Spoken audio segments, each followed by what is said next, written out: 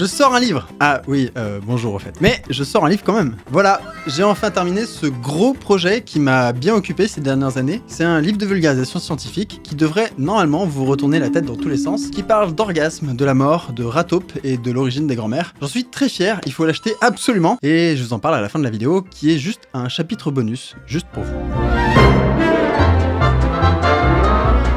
Voilà une question intrigante. Si on rejouait le film de l'histoire de la vie depuis l'origine, est-ce que l'on obtiendrait le même résultat à la fin? Sur une planète parallèle, identique en tout point à la nôtre, aurait-on des Homo sapiens, ou même des primates, ou même des mammifères? Si on empêchait le battement d'un papillon il y a des milliards d'années, est-ce que nous aurions la même biosphère? Bon. Ça fait 3 questions. C'est un débat qui a agité la communauté des chercheurs pendant des décennies et les plus grands esprits ont tenté en vain de résoudre l'énigme. Dans cet épisode, et dans un autre qui arrivera ensuite, on va répondre à cette question fondamentale avec des crabes. Ce qu'on appelle crabes sont les 7000 espèces de l'infraordre des Brachyura, un groupe hyper diversifié avec des crustacés présents dans la plupart des écosystèmes aquatiques de la planète, et qui ont 7 ancêtres-là en commun. 7000 espèces, c'est un peu plus que les mammifères d'ailleurs, donc un peu de respect pour les crabes. En 2020, une série de posts sur Tumblr, Twitter et autres mèmes font référence à un phénomène biologique intrigant. De nombreux crustacés qui ne sont pas des crabes ont tendance à se transformer en crabes au cours de leur évolution. Les crabes de cocotier, les crabes de pierre, les crabes porcelaine ou les crabes royaux ne sont pas des vrais crabes, ils ne descendent pas de cet ancêtre-là et ne sont pas des Brachyura, ce sont des cousins éloignés qui ont fini par adopter la même morphologie indépendamment. La transformation de la forme allongée à la forme aplatie s'appelle la carcinisation et c'est un phénomène qui a eu lieu au moins 5 fois dans l'histoire de la vie. Là, on a l'arbre phylogénétique des crabes et des faux crabes qui a été représenté dans cet article-là, How to become a crab, comment devenir un crabe. Donc ça, c'est un article scientifique qui a essayé de comprendre comment se passait la carcinisation et c'est un article qui date de 2021, donc c'est tout neuf, tout frais. Ce qu'on voit, c'est qu'ils ont reproduit l'arbre phylogénétique à la fois des vrais crabes, donc ça c'est les Brachyura, et on voit qu'ils ont subi ici le point rose, un événement de carcinisation tout au début de leur histoire évolutive, et du coup tous les descendants sont carcinisés. Et à la fois les faux crabes, donc les Anomura, donc chez les Anomura tout le monde n'est pas carcinisé, mais il y a quelques groupes qui sont carcinisés. Comment on sait que c'est de l'évolution convergente? En fait on le sait parce qu'on a construit un arbre phylogénétique comme ça. Ce que les chercheurs ont à leur disposition, c'est uniquement cette biodiversité-là. Ils ont juste les formes de crabes, donc la morphologie, l'ADN, etc., donc les caractères. Ils comparent les caractères entre eux, celles qui se ressemblent le plus sont probablement le plus apparentées. Et donc, avec cet arbre d'apparentement comme ça successif, on arrive à peu près à imaginer ce à quoi ressemblait l'ancêtre commun. Et en se disant, ok, comment est-ce qu'on est passé de cet ancêtre commun à ce qu'on a aujourd'hui, qu'on arrive à dire si oui ou non, en fait, la carcinisation s'est faite tout au début, et donc du coup, ce serait pas de la convergence, ou alors c'est fait plusieurs fois de façon indépendante, et c'est ce qui s'est passé ici. Les lithos d'idées d'ailleurs, ils sont absolument incroyables, donc ça c'est vraiment... ouais, c'est des mobs de Dark Souls. Vraiment, moi, je les trouve trop stylés. On doit la découverte de ce phénomène à Lancelot Borradaile, je sais pas comment, il est anglais, donc je sais pas comment ça se prononce. Borradaile. Et donc c'est lui qui disait au début du XXe siècle, deuxième page de ce manuscrit qui date de 1916, que Porcellanopagurus est l'une des nombreuses tentatives de la nature de faire évoluer un crabe. Et lui, il avait compris que c'était pas un vrai crabe. L'idée générale est la suivante.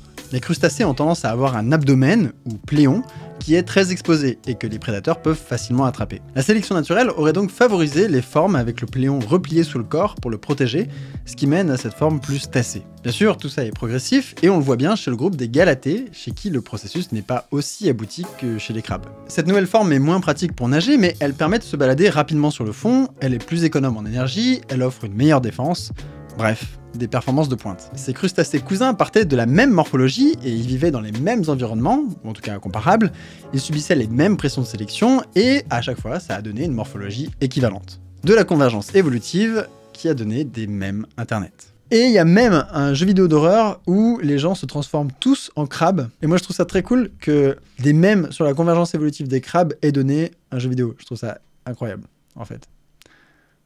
Et du coup, est-ce qu'il va se faire choper ou pas? Ok, on parle jamais assez des crabes, mais je suis pas certain que tout ça mérite une telle hype, puisqu'il existe des cas d'évolution convergente largement plus impressionnants. Je vais passer les exemples que vous pourrez trouver un peu partout sur le net, parce que, on est un peu des hipsters quand même sur Dirty Biology. Donc bon, voilà, les loups marsupiaux qui ressemblent aux loups, les cactus américains qui ressemblent aux euphorbes africaines, les épines des équinés et celles des porcs épics, les taupes marsupiales et les taupes tout court, c'est ciao, on va faire plus original. C'est assez peu connu, mais la multicellularité est apparue plus de 20 fois au cours de l'évolution, dans une très grande diversité de formes.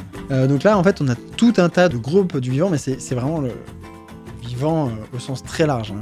Nous, on doit être... tac, tac, tac... Au piste compte, on est là. Nous, on est les animals. Tout ce qui est en jaune, c'est là où il y a au moins un des membres qui est colonial ou multicellulaire. Et on voit que la multicellularité, elle est apparue donc, voilà, chez les oomycètes, les diatomées, chez les algues brunes, chez les ciliés. Essayez d'imaginer des espèces de biofilms, des blobs, quoi, des croûtes, des algues. Tout ça pour dire que la multicellularité, c'est quelque chose qui se pratique dans des clades extrêmement variés, extrêmement différents. On arrive même très bien à la faire émerger en laboratoire à partir d'organismes unicellulaires. Dans la plupart des cas, elle n'amène pas nécessairement à un niveau de complexité aussi important que chez les plantes, les animaux ou les champignons, et elle est souvent réversible avec des organismes qui passent d'unicellulaire à multicellulaire de façon fluide, mais quand même, c'est un joli cas de convergence. La myrmécochorie. Pour avoir des graines dispersées par les fourmis, les plantes y collent une excroissance appétissante qu'on appelle un élaiosome. Les ouvrières attrapent la graine, l'amènent à la fourmilière, mangent l'excroissance et balancent la graine qui pourra pousser dans ce milieu fertile. Cette stratégie est apparue plus de 100 fois au cours de l'évolution des plantes à fleurs, ce qui veut dire que plus de 100 groupes d'espèces ont subi une pression de sélection comparable qui a abouti à la même solution biologique. Ce qui est complètement fou, en vrai. Chez les humains, la couleur de peau des peuples d'Asie et d'Europe est claire, mais c'est un trait qui est apparu indépendamment dans les deux groupes qui sortaient d'Afrique et qui montaient dans les latitudes froides. Les bases génétiques de cette pigmentation sont différentes, c'est de la convergence évolutive. On pourrait continuer la liste pendant des heures. Congeographe est un mollusque prédateur chez qui une forme d'insuline identique à celle des poissons est apparue au cours de l'évolution. Il l'inocule dans ses proies pour provoquer des chocs hypoglycémiques violents et il les digère tranquillement ensuite. Évolution convergente de l'insuline chez un coquillage qui chasse des poissons. Pourquoi pas ? La capacité à s'orienter dans l'espace grâce au son. L'écolocalisation est apparue indépendamment chez les chauves-souris et chez les cétacés, et la protéine qui permet cet exploit possède la même conformation dans les deux groupes d'organismes.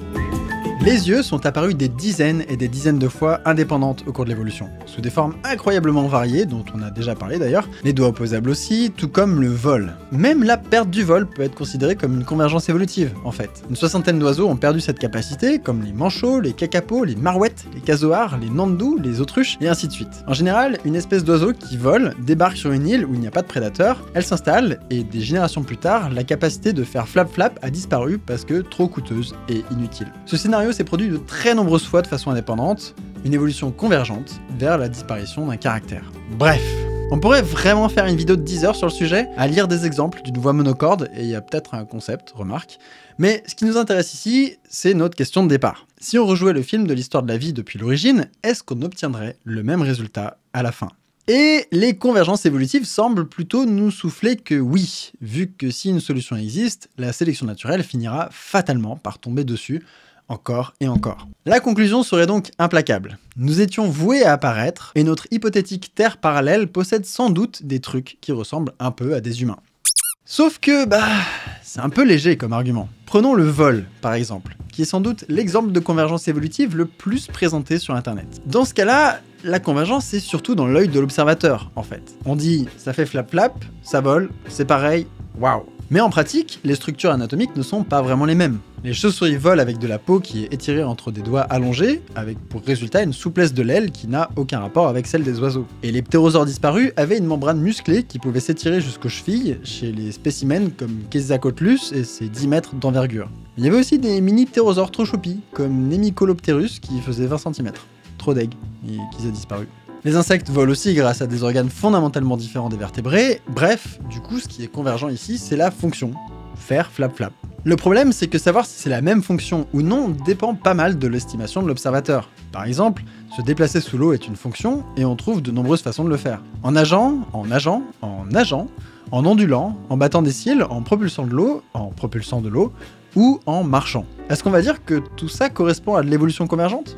L'évolution est un bricolage permanent, et les solutions qui apparaissent dépendent largement du bagage biologique déjà présent. Par exemple, les aïailles et les pivers cherchent des larves d'insectes dans le bois avec des organes spécialisés à partir de leur héritage biologique. Faire apparaître des ailes chez une araignée est compliqué et demande de nombreuses étapes évolutives, alors que utiliser la soie de leur fil comme un cerf-volant fonctionne tout aussi bien. Les lézards peuvent tenir 15 minutes sous l'eau en attachant une bulle d'air à leur tête, au lieu de devoir attendre des millions d'années pour posséder des branchies comme les poissons ou des poumons surdéveloppés comme les mammifères marins. Est-ce que dans ces cas-là, on parlerait d'évolution convergente?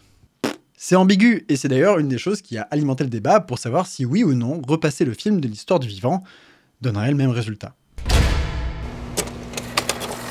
1989. Le mur de Berlin s'effondre, il ne se passe absolument rien sur la place Tiananmen, le petit Léo Grasno y naît et il est beaucoup trop mimes, et Stephen Jay Gould publie La vie est belle, les surprises de l'évolution. Dans ce livre, il défend l'idée que l'histoire de la vie a été fortement influencée par une suite d'accidents incroyables. Cette série d'événements est si contingente qu'elle n'est pas reproductible et le film de la vie sur Terre serait différent à chaque fois qu'on le passerait. En d'autres termes, les humains ne seront pas sur la Terre parallèle, on a juste eu du bol sur ce coup-là et c'est tout. Pour d'autres, comme le paléontologue Simon Conway Morris, les convergences évolutives montrent, bien au contraire, que les adaptations émergent de façon répétée.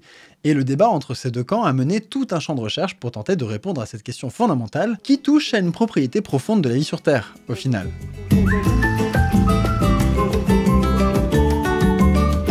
Une expérience, commencée un an avant la parution du livre de Gould, va essayer de voir ce qu'il se passe si on laisse des bactéries se développer pendant des milliers et des milliers de générations. En 1988, Richard Lansky a cultivé 12 populations identiques d'Escherichia coli sur des boîtes de pétri. Et il les a laissés évoluer jusqu'à aujourd'hui, donc pendant 33 ans. Bien sûr, les colonies étaient précisément suivies, des échantillons ont été congelés à intervalles réguliers, et ainsi de suite, permettant aux chercheurs de connaître en détail la trajectoire évolutive de ces populations. La première observation contredit Gould. Toutes les populations ont acquis de façon indépendante une meilleure façon de se reproduire, et 50 000 générations plus tard, elles sont 70% plus rapides à se dupliquer. De la convergence évolutive, donc. Mais d'autres observations lui donnent raison. Une seule colonie, parmi les 12, s'est divisée en deux tailles de cellules, des petites et des grosses qui coexistent. Une autre colonie, unique, a réussi à produire de l'énergie à partir du citrate présent dans la solution de culture depuis le début. Grâce à cette suite de mutations génétiques, elle s'est multipliée 5 fois plus vite que les autres. En d'autres termes, des événements uniques ont changé toute la trajectoire évolutive.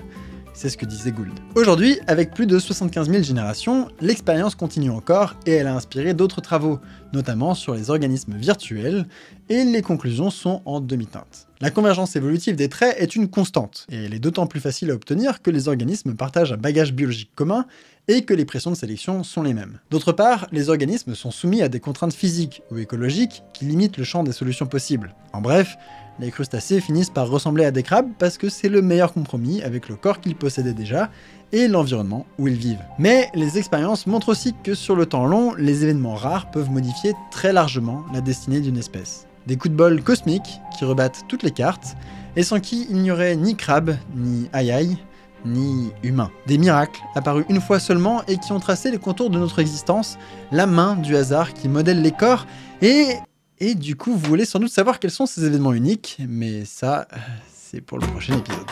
Oulala, le cliffhanger! C'était la première partie d'un duo d'épisodes que j'aurais beaucoup aimé mettre sous forme de chapitre dans ce bouquin que je viens de sortir, mais il est déjà bien assez gros comme ça. Le livre s'appelle Le Grand Bordel de l'évolution et c'est un projet sur lequel j'ai travaillé pendant une période de 4 à 5 ans à peu près, en parallèle de la chaîne et de tous les autres projets. L'idée était de faire le livre actuel qui montre le côté incroyable de la biologie évolutive et les questions absolument renversantes que ça soulève, comme pourquoi est-ce qu'on est fait de plusieurs cellules et pas d'une seule, pourquoi les femmes ont-elles des orgasmes ou pourquoi on meurt. En plus de ça, évidemment, je parle des réponses que des générations de chercheurs ont essayé d'apporter à tout ça. Il y a plus de 300 pages avec moult blagues, et ça peut se lire à peu près n'importe quel niveau de science, vu que ce que j'avais en tête en écrivant le livre, c'était le public de la chaîne Dirty Biology. Au total, on est sur un beau bébé, très illustré par le talent d'Alice Mazel, qui est incroyable. Une pleine page entière avec des scarabées, trop forte. Il est disponible absolument partout, donc évidemment, allez claquer votre passe culture, offrez-le à votre petit frère, puisque vous n'avez pas d'inspi pour son cadeau de Noël. Mettez vos libraires préférés en rupture, s'il vous plaît, parce que j'ai pas prévu de réécrire un autre bouquin de sitôt. J'espère que vous allez kiffer le lire autant que j'ai miséré à l'écrire, et dans tous les cas, je vous mets des liens en description pour le choper. Hop hop hop. Dernier truc, cet épisode a été tourné en live, voilà, je tente des trucs, et puis ça me permet de répondre aux questions du chat, tout en racontant mes épisodes. Du coup là, en ce moment même, je suis probablement en live en train de lire un des chapitres du bouquin. Donc voilà, si vous voulez en savoir plus sur les conditions d'écriture d'un projet de longue durée comme ça, et que vous voulez profiter de l'ambiance incroyablement cosy de la lecture en live sur Twitch, et ben le lien est dans la description. A tout de suite.